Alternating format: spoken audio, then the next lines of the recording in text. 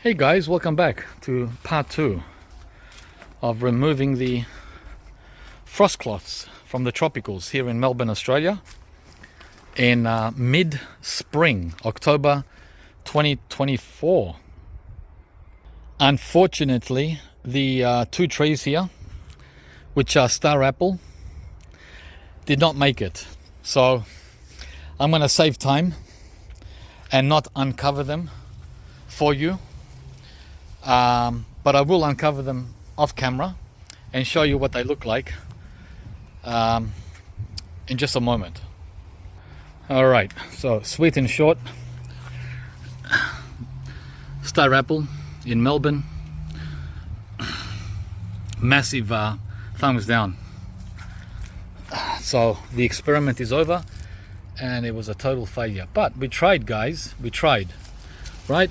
There's no point even scratching it because it was dead back in August. Actually, that one there was dead in July. That one was dead already in the middle of winter, right? They're both identical. So this one has been dead for 3 months. They're both seedlings, and rest in peace, right? Oh well.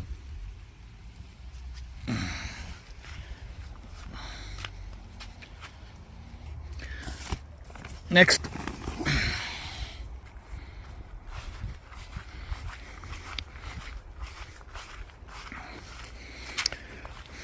those two there.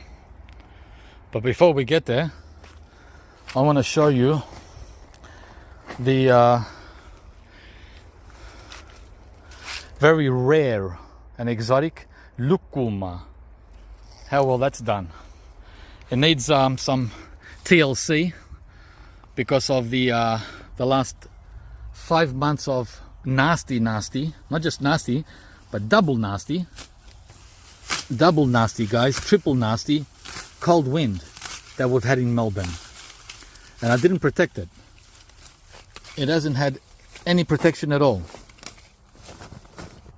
The lucuma, this one, I purchased this last summer or spring, I can't remember. It's about a year since I've had it, and it's in the ground, so it made it through winter uncovered, unprotected, unshielded, on a canistel rootstock. All right, so it's a grafted lucuma, and it's very similar. If you're not familiar with this, it's very familiar to canistel. So it just needs TLC. TLC means rainfall and heat, right? Some nice warm weather and rainfall. I gave it organic compost a couple of weeks ago, and that's all. Okay, so now we're going to move to these cold sensitive tropicals. On the left is the sugar apple, Annona, and on the right is yellow mangosteen. Not purple, yellow.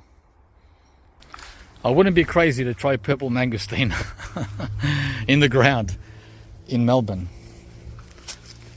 Okay, let's get in here.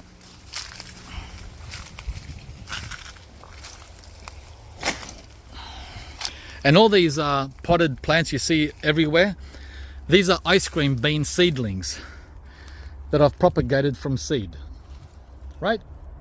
For fun. Everything here is for fun.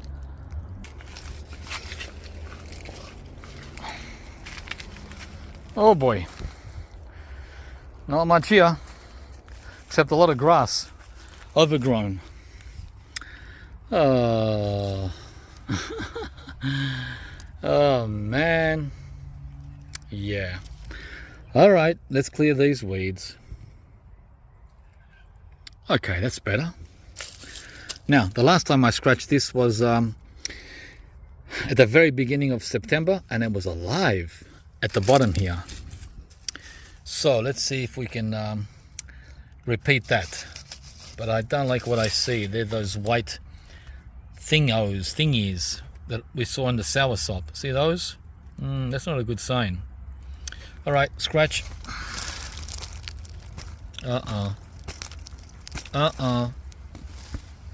It's dead. Ah, we lost a sugar apple. Oh no. Oh yes. But it might sprout. Again, I'm going to leave these dead trees, abu, soursop, and star apple in the ground in case, just in case, well, only for a month, right? Until the soil temperature hits 20 in December. So another 10 weeks or 8 weeks. Yeah, wow, this is moist. So we're gonna, yeah, it's sad. It's sad. I was hoping this would be alive. Nah, not happening, guys. Sorry.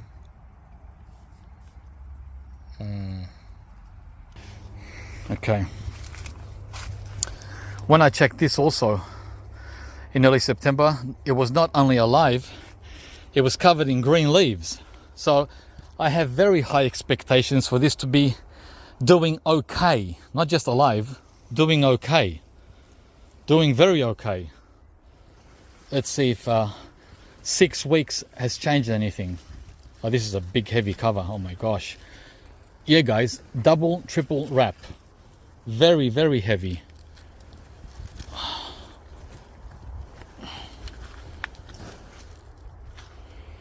Alrighty. Almost the same, almost. The only difference is it's drooping a lot more than what it was.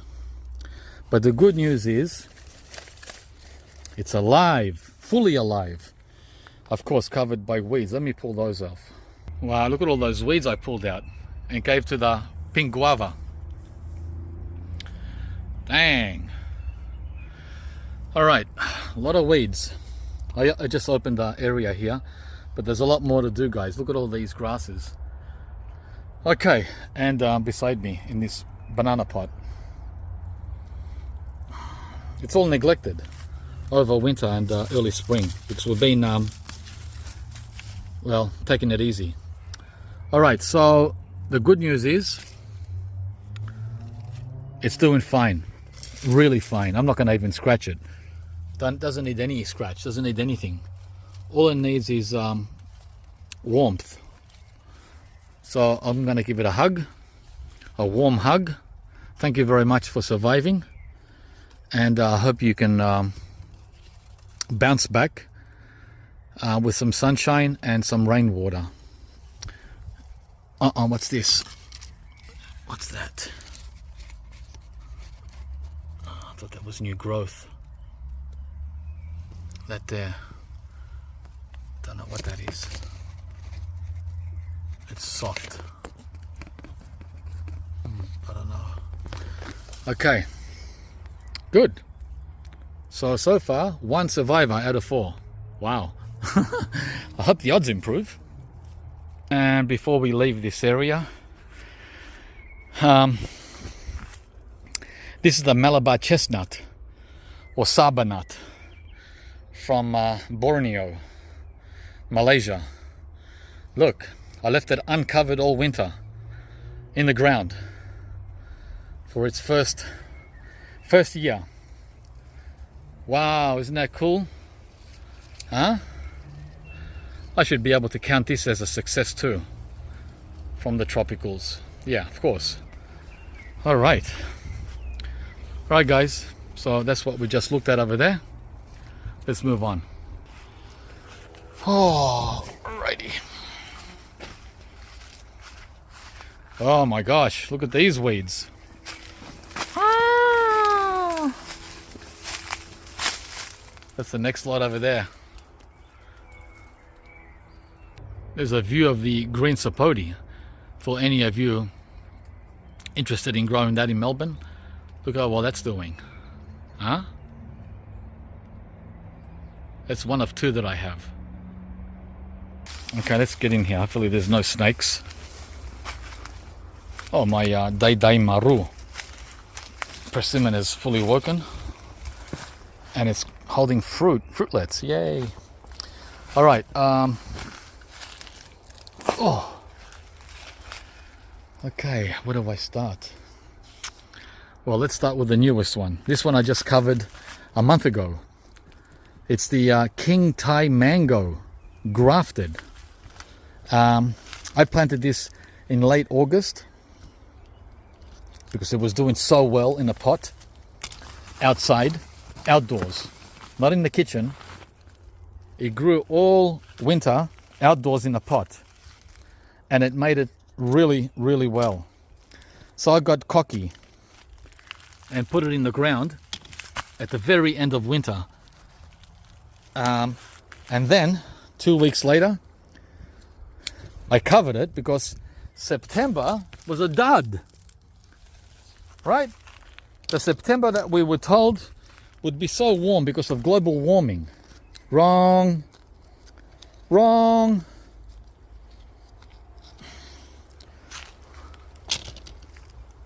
Yeah, September was colder than August in Melbourne. Remember, all the information in this video pertains to Melbourne only. Only Melbourne, not Sydney, not Queensland, guys. And definitely not Florida, if you're watching from the USA. Okay, there goes Kim with the frost cloth from the Thai mango. Let's take a look. Not that one, that's a loquat. This is the mango. This is the mango, guys, that I uncovered prematurely, planted in the ground, and had uncovered in early spring. Planted in late winter in the ground. I'm not kidding you, look. Right? Planted in the ground in late August. That would be the equivalent to late February for our friends in the USA. You don't plant mangoes in winter in marginal climates, but I did. Anyway, it's doing great. And the reason why I have it next to this loquat, can you believe what this loquat has done in only 6 weeks? I put this loquat in the ground 6 weeks ago, and it's doubled in size. The reason why I have it there, not because I need a loquat. I've got a dozen loquats. I don't need any more. But guys, there's another purpose to planting fruit trees or trees. And it's not only for the fruit. Can anyone guess what that is? Look at the scorch on the Monstera deliciosa from last summer. That's when we had 105 Fahrenheit last March. But thankfully, the rest of it is fine. Just a little scorch here and a major scorch there. But guys, look. Right? It's a huge plant that sprawls everywhere. So getting back to the mango, the reason why I put the trees together is for sun block. The sun comes up here at 6 a.m., 7 a.m. in winter, 6 a.m. in summer, right? Early sun, when it's cool. We don't get hot mornings in Melbourne in summer. It's never over 20 Celsius in summer, in the morning. It doesn't hit 20 degrees until 9 a.m. So in those 3 hours, the sun's already here. It's already hitting the loquat. So I want this loquat to grow up to here, right? And cover this mango for the first summer. Once we're done, I don't know, I can pull this loquat out, I can fool around with it, I can leave it, I can do whatever the heck I want with it. But its purpose is to protect this sook. Mangoes are sooks in the first year. To protect this sook from the hot sun, especially at noon. That's where the sun is at noon. And now at 4 p.m, it's there, right? And at 4 p.m, Melbourne is at its hottest in summer. That's when it hits hits 35 Celsius. Hi! It's not 35 Celsius today. Let's see what it is. Well, according to the thermometer, it's 26. It's about 80 Fahrenheit. And according to my watch, it's 24 Celsius, which is about 76, right? You can believe either one. So, great. On the mango. Beautiful. All right, let's move along. Who are we going to do next? The Canistel or the Rollinia? Let's have some fun over here. I heard on the grapevine there's something weird going on in here. Let's see what that could be, guys. Something really wacky. Hold on to your chair. Oh man, the crazy things that happen with nature. Where's my little bag? Yeah. The unexpected.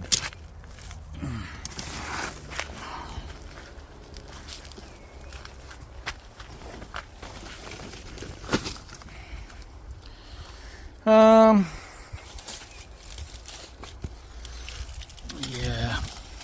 Okay. Look.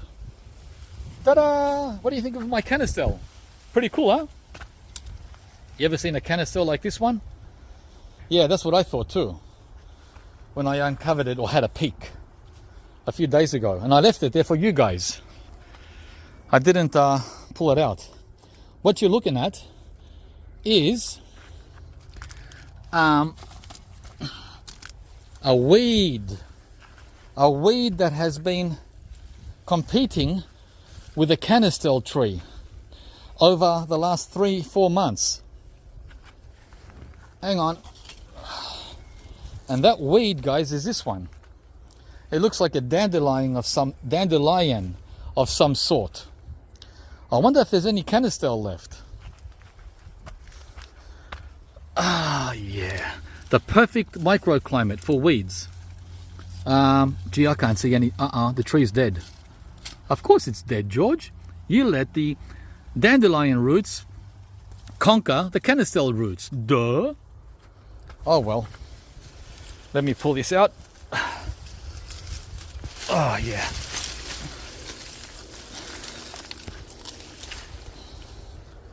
Yeah. And it's spawning all these flowers. Oh, wow. Wow, right? Okay. Oh, poor guy. Poor guy.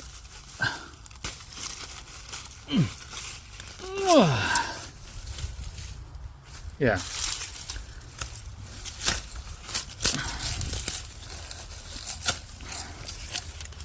Okay. Let's do a scratch test.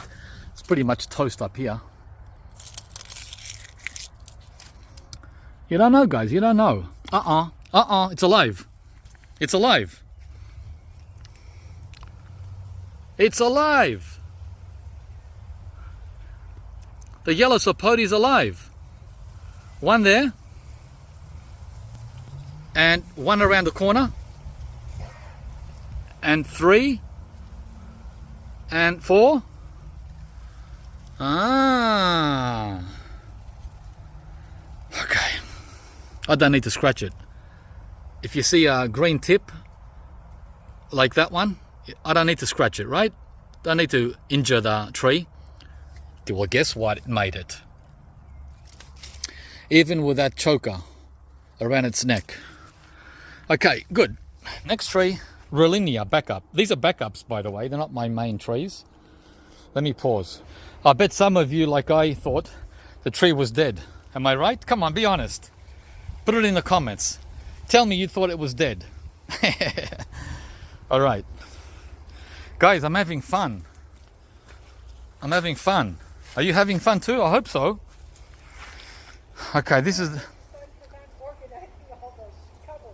Kim says you're doing what? You're having fun because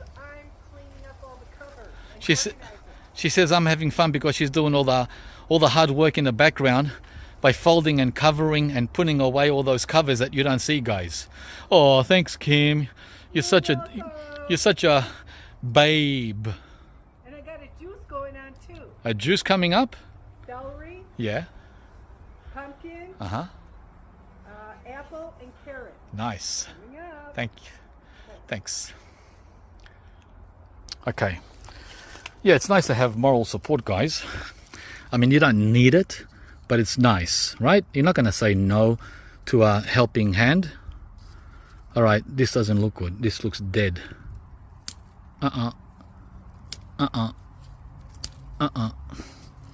Yeah. All right. Oh, by the way, the frost cloth on this one was the cheap one from Bunnings. The one that's like Kleenex tissue. I didn't use the good stuff on this tree, nor on the canistel. Right? All these trees I'm going to show you here now, they're all using Kleenex grade frost cloth. I don't know why Bunnings sells that crap. But there's good news, guys. Look. It's green. Hang on. It's green. The Rolinia's alive. It's alive. This branch here is alive, and the other one, this branch here, is not. Right? So it's all right. The tree is going to make it into summer. Okay, so let's move on. All right, guys, these next two trees I'm not going to uncover right now because I've already checked them, and they're both dead, unfortunately. And by the way, they were almost dead when I put them in the ground.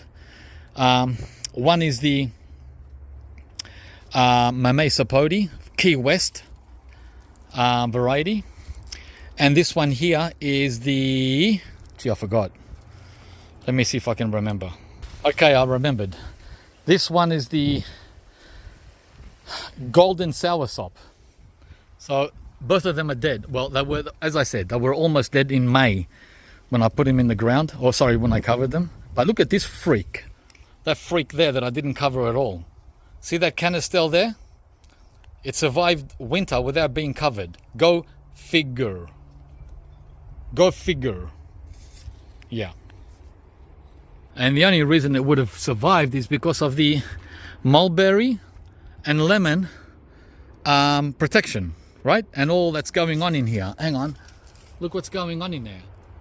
It's very bushy and very protective. That would be the reason, right? Okay, we're almost done. I've got a lot planted, guys. A lot of work.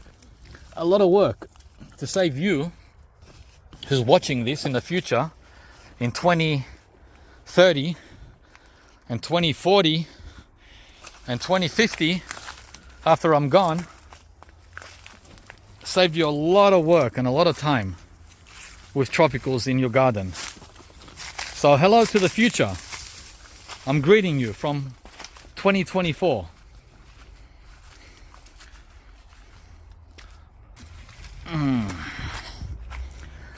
Okay, here we're going to have a lot more success. Well, actually, I think we've done pretty well. Now, this tree here, I didn't cover, and I wish I had. Well, I couldn't. I ran out of frost cloth. This one really copped it so bad because of that crappy September. Look what September did to my kwai muck. My kwai muck, kwai muk, got all this dieback in September. Wow. But it's alive, right? The main thing is it's alive. Yeah, there you go. It's alive, guys. But the thing is, I wish I had covered it, so I wouldn't have to look at it being dead like this. It'll fully recover by Christmas. But geez, sad. So sad. Yeah, unfortunately. Anyway, next is this guy here. This is the another Sapodilla. I've got two of them. This one and that one over there. Chiku. Two more chikus. You saw the first one in part one. I checked this a month ago and it was fine. So it should be fine still. Yep, sure is. Look at that. See how I told you in part 1 that the Fruitopia is not as much of a sook as the others. But there's a but. There's always a but with these guys. The but is they're slow. That's what the but is. It's a slow freaking tree. It takes a decade, 10 years to pick your first fruit, right? Even if it sets fruit within 5 years, guys, the fruit can hang on here for over a year, just hang in there, like on the Meme Sapodi. They hang on forever. Okay, I need Kim again to wrap this up. She's gone inside to make a juice. Yeah, so look, is that marvelous or what? We went from disaster with the sugar apple and the star apple to far from disaster, as far away from disaster as you can get. Look, it's even trying to flower. Oh, doesn't mean anything, guys. Flowering stage in Melbourne means nothing until the tree is at least 6 years old. So just remove those flowers. Don't waste your time. Don't waste your time. You want the tree to grow. You want growth, not flowers. So, great news. Let's go to the next one. Okay. Like a silhouette that came off. This is a smaller tree. Wow. Look how nice that looks. When you see green foliage like this on a tropical in Melbourne, it makes your heart it makes your heart smile. My heart is smiling because if you don't cover Fruitopia, if you don't cover this tree in Melbourne at this age, when it's this age, you're going to be crying. Your heart will be crying. How nice. How nice. So pretty. But we've got a long way to go. Yeah, so this is the Fruitopia variety, right? And the other one, gee, I didn't get the name, hang on.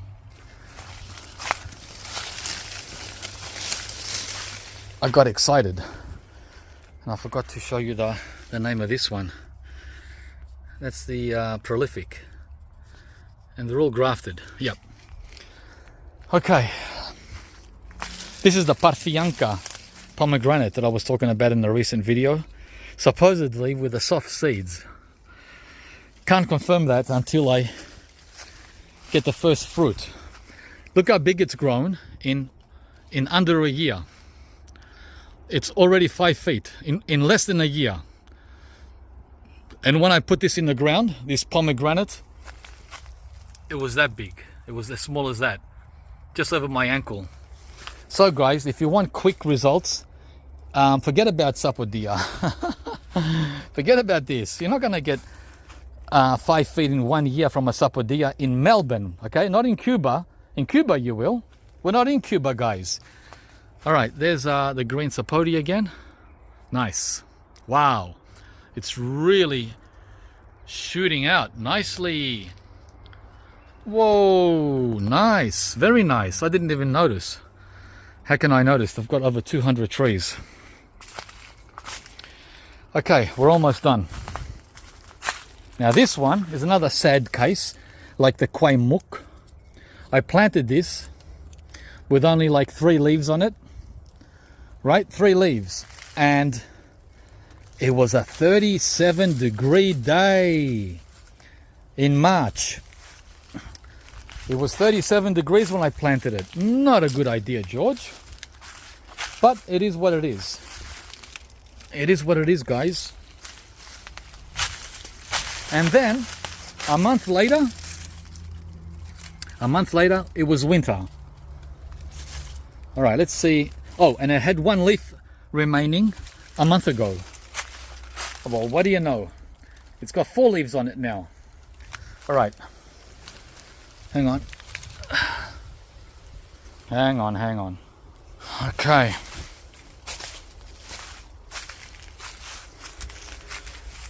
It might look sad, but trust me, it wasn't looking much better when I covered it in May.